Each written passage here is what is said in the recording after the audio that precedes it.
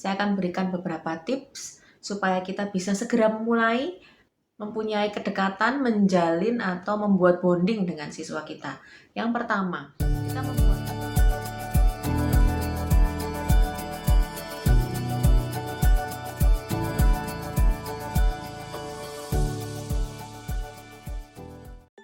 Hai, kita jumpa lagi di edisi Meta Narasi Talk. Kali ini kita akan membahas tentang bagaimana menjalin bonding atau kedekatan dengan siswa kita. Sebetulnya ada banyak sekali cara yang bisa dilakukan, tetapi ada cara-cara yang cukup mudah dan memungkinkan untuk kita lakukan. Siapapun bisa melakukannya. Saya akan berikan beberapa tips supaya kita bisa segera mempunyai kedekatan, menjalin atau membuat bonding dengan siswa kita. Yang pertama, kita membuat rencana terlebih dahulu. Apa yang akan kita lakukan? Cara apa atau metode apa yang akan kita lakukan? Kita bisa memilih, ada banyak sekali caranya. Bisa melalui pertemuan dengan Zoom, pertemuan dengan aplikasi yang lain, misalnya Google Meet ataupun yang lainnya, atau bisa juga kita melakukan panggilan telepon atau secara teks WA. Kita bisa mengirimkan teks WA atau bila tidak ada bisa melalui SMS. Jadi ada banyak cara yang bisa dilakukan. Yang pertama, rencanakan mau dipilih yang mana. Kemudian yang kedua kita mengatur jadwal.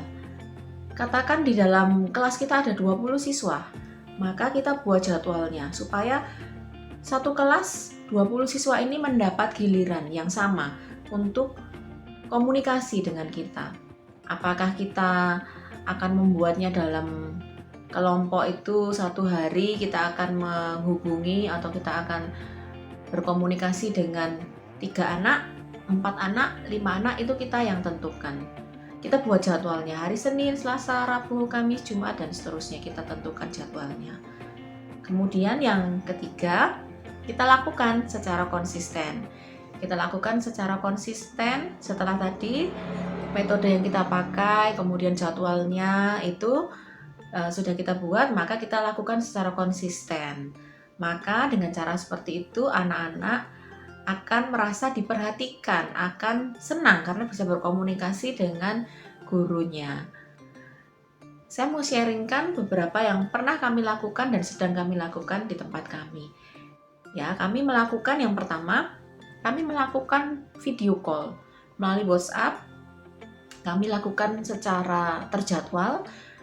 Kami hubungi orang tuanya, kemudian kami infokan kapan kami akan menelpon supaya orang tua bisa juga mengatur jadwal.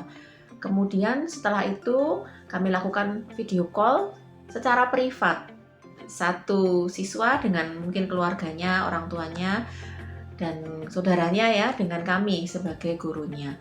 Lalu kami berbicara di situ, kami berkenalan bila itu adalah siswa baru, kemudian kami menanyakan kabar, lalu kami membicarakan hal-hal di luar pelajaran, hal-hal yang menyenangkan supaya anak-anak merasa dekat, merasa senang ketika bicara dengan kami. Dan ternyata ketika kami lakukan itu, antusiasme dari anak maupun orang tua itu luar biasa. Kami bisa ngobrol bahkan dengan beberapa atau seluruh anggota keluarga mereka.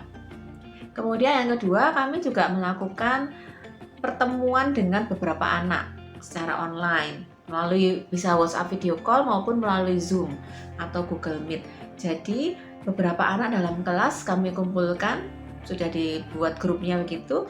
Lalu jadwalnya itu pada jadwal yang ditentukan kami online bersama dengan mereka.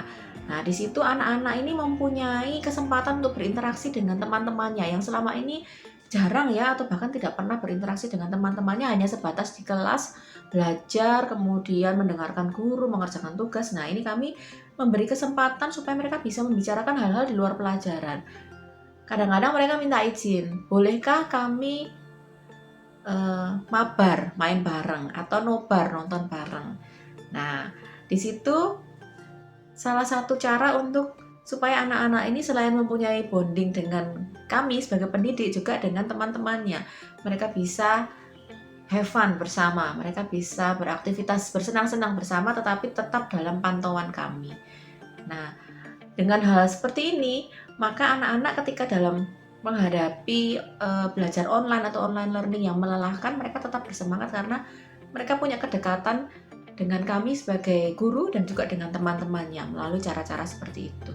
Ya memang saat ini tidak mudah, dan satu-satunya cara yang memungkinkan untuk bersosialisasi atau bertemu, berkomunikasi, menjalin bonding, menjalin kedekatan adalah melalui online juga. Tetapi apa boleh buat, bila itu yang bisa kita lakukan, maka mari kita lakukan bersama-sama secara konsisten juga.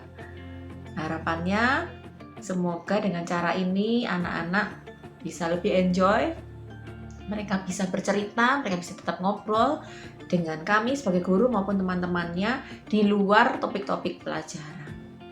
Baik, selamat mencoba, semoga juga bisa bermanfaat dan membawa dampak seperti yang terjadi di tempat kami. Terima kasih, Tuhan memberkati. Sampai jumpa lagi di episode berikutnya.